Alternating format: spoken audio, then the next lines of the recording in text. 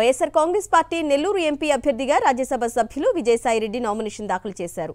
నెల్లూరులోని ఆయన నివాసం నుంచి కలెక్టరేట్ వరకు కార్యకర్తలతో ర్యాలీ నిర్వహించారు. అనంతరం కలెక్టరేట్లో రిటర్నింగ్ ఆఫీసర్కి నామినేషన్ పత్రాలు సమర్పించారు. విజయసాయిరెడ్డి నామినేషన్లో ఆయన సతీమణి సునంద, కుమార్తె నేహారెడ్డిలతో పాటు రాజ్యసభ సభ్యులు బీదా మస్తాన్రావు పాల్గొన్నారు.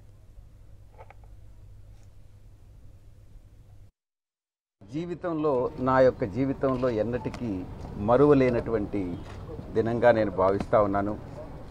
పుట్టి పెరిగినటువంటి నెల్లూరు లోక్సభ నియోజకవర్గంలో జీవితాంతం గుర్తుండిపోయే ఈ యొక్క ఈవెంట్ని గొప్ప సందర్భంగా నేను భావిస్తూ ఉన్నాను.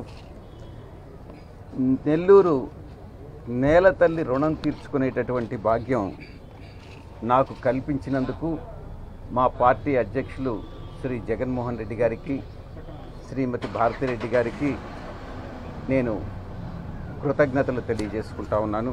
నేను జూన్ నుంచి నెల్లూరు ఎంపీ కొత్త హోదాతో భారత పార్లమెంటులో లోక్సభలో ప్రవేశిస్తానన్నటువంటి ప్రగాఢ విశ్వాసంతో నేనున్నానన్నటువంటి విషయాన్ని తెలియజేస్తూ నెల్లూరు జిల్లా కావలి జనతాపేటలో వైఎస్ఆర్ కాంగ్రెస్ పార్టీ ఎన్నికల ప్రచారం జోరుగా సాగుతోంది.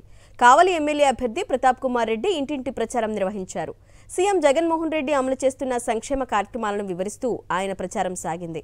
ఆయనకు ప్రజలు ఘన స్వాగతం పలికారు. ప్రజల నుంచి తమకు మంచి స్పందన వస్తోందని, తమ గెలుపు ఖాయమని ధీమా వ్యక్తం చేశారు ప్రతాప్ కుమార్ రెడ్డి.